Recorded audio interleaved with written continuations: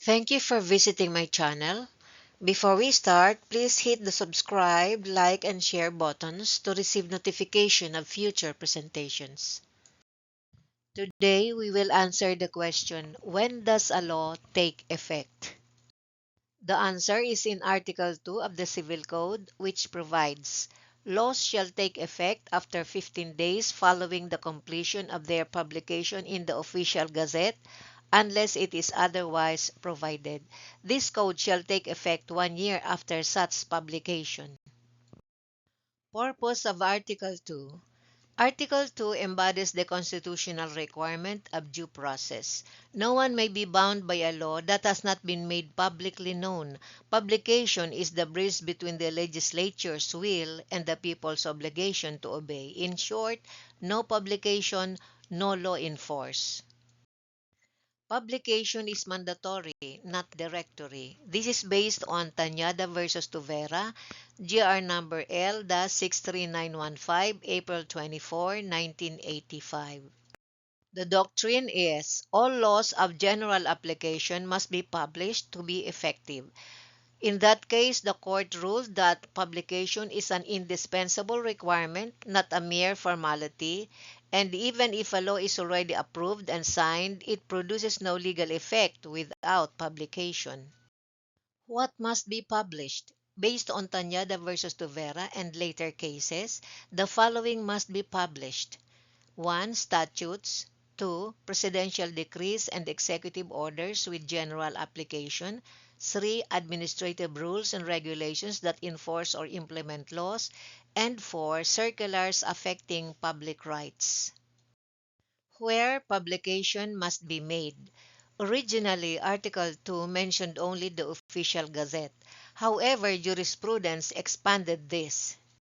In a resolution based on Tanyada versus Tuvera, the court clarified that publication may be made either in the official gazette or in a newspaper of general circulation. What matters is public accessibility, not the medium. This interpretation is now reflected in Executive Order Number 200, which amended Article 2. When is publication completed? Publication is deemed completed when the issue of the official gazette is released or the newspaper issue containing the full text is circulated. The 15-day period is counted from the day after completion of publication. Jurisprudential definition. In the case of Fortune Motors Philippines Incorporated versus Metropolitan Bank and Trust Company, GR number 115068, November 28, 1996, the court ruled that a newspaper of general circulation is one that is published for the dissemination of local or general news, has a bona fide subscription list, and is published at regular intervals. The court emphasized that the test is not the number of subscribers, but whether the newspaper is intended for the general public. Local circulation is enough.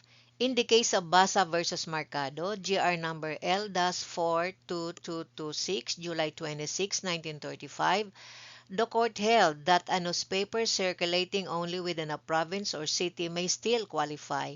What matters is that it reaches the community affected by the notice or law. Thus, a provincial newspaper may be a newspaper of general circulation. The 15-day rule or unless otherwise provided. General rule, law takes effect 15 days after publication is completed. Exception, if the law itself states another effectivity date, that date prevails. Examples, this act shall take effect immediately, or this act shall take effect upon approval, or this act shall take effect after 30 days from publication. Effect of non-publication.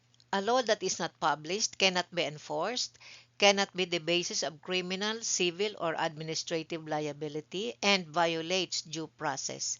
This applies even if the law is already signed or the public is allegedly aware of it. Summary. Publication is a condition precedent to effectivity. Laws take effect 15 days after publication unless otherwise stated. Immediate effectivity clauses do not eliminate publication. Publication may be in the official gazette or in a newspaper of general circulation, and non-publication violates due process. Thank you. If you find this presentation helpful, please subscribe to receive notification of future lectures.